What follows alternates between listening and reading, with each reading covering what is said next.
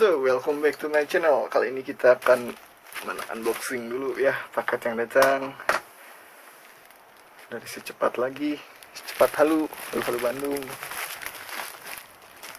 Dan ini isinya apa nih? Tebal sekali, bray. Isinya sebenarnya nggak sebesar ini. So, kita lihat saja apa isinya. Saya juga penasaran. Walaupun saya yang beli, tapi saya juga suka penasaran karena kadang yang datang beda sama yang dipesan.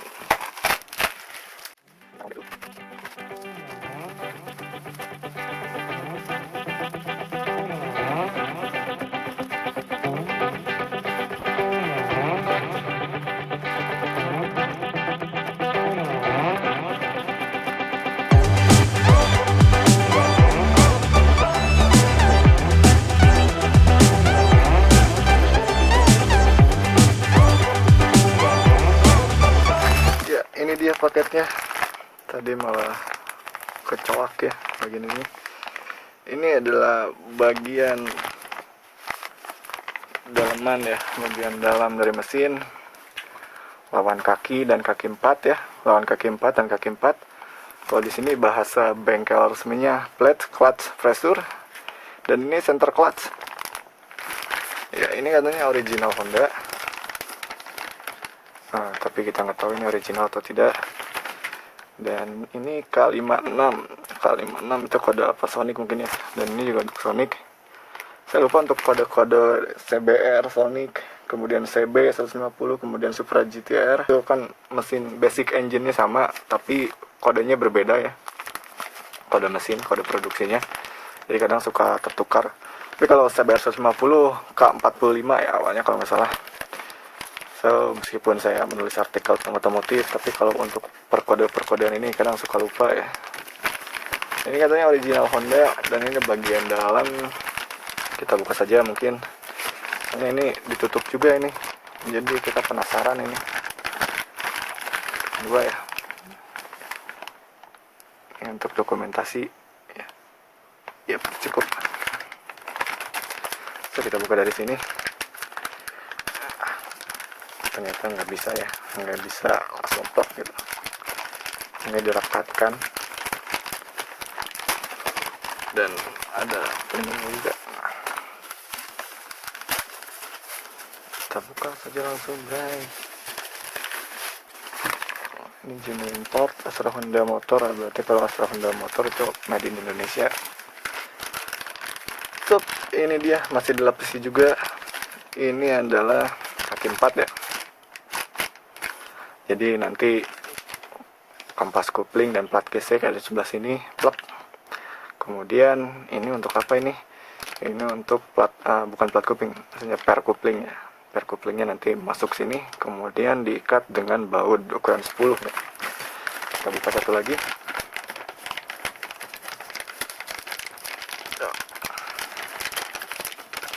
Ini untuk Sonic 150 sendiri, yang di sini sudah 2 kali mungkin ya, dengan ini jadi 3 kali mungkin ya. 3 kali ganti ini.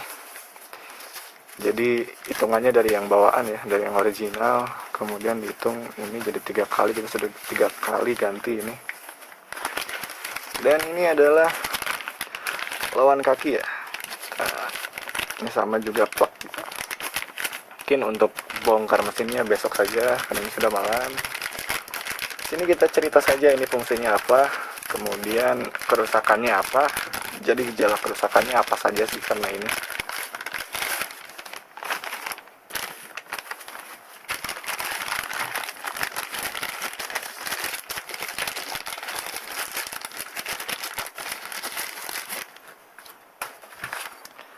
Dan ini dia sudah terbuka SIM kilap ya.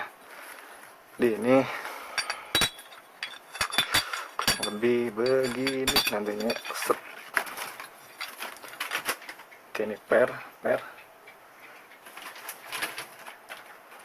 Ini per di sini, isinya ini plat gesek dan kampas kopling sebelah sini. Nanti ini masuk kemana? Ini masuk ke rumah kopling. Kadang ini juga disebut rumah kopling sih, tapi secara overall ini tadi flat clutch ya. Yang flat clutch yang mana tadi? Saya sampai lupa. Center clutch, berarti mungkin clutchnya ini ya.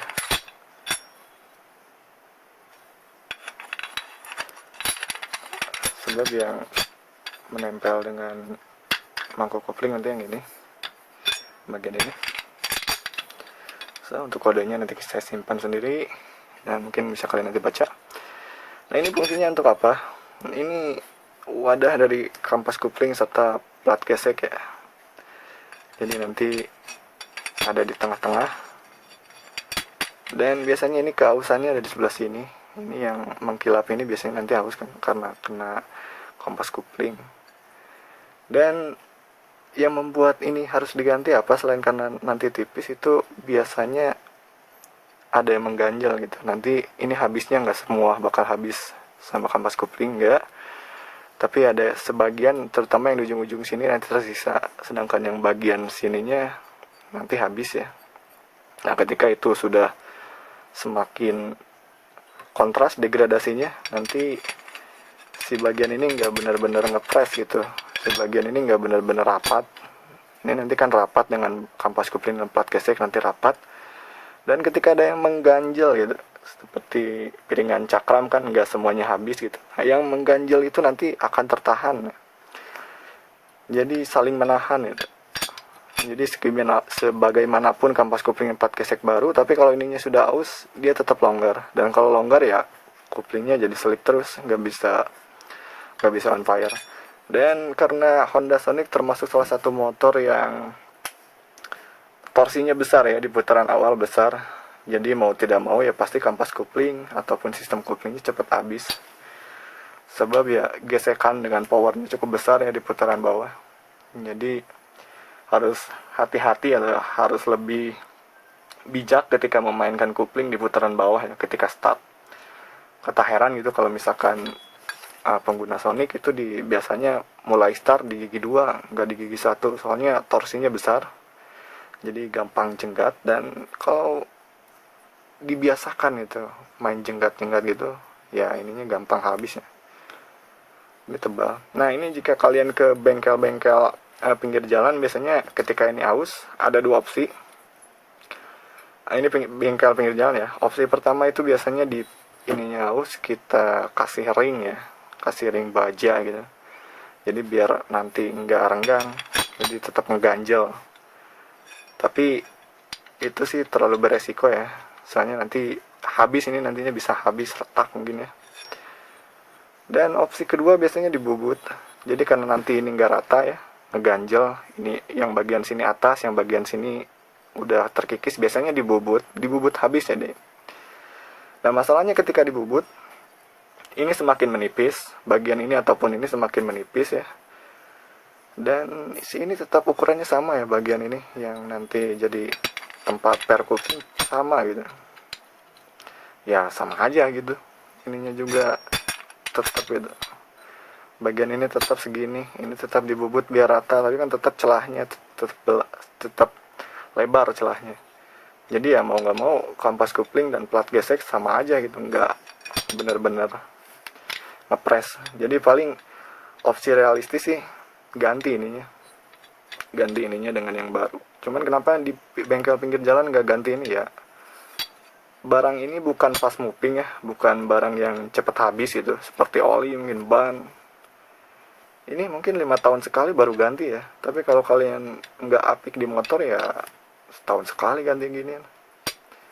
Ini harganya cukup murah sih, 135.000, belum termasuk ongkir ya. Ongkir mungkin dari 10 ribuan ke atas ya, tergantung dari jasa ekspedisi.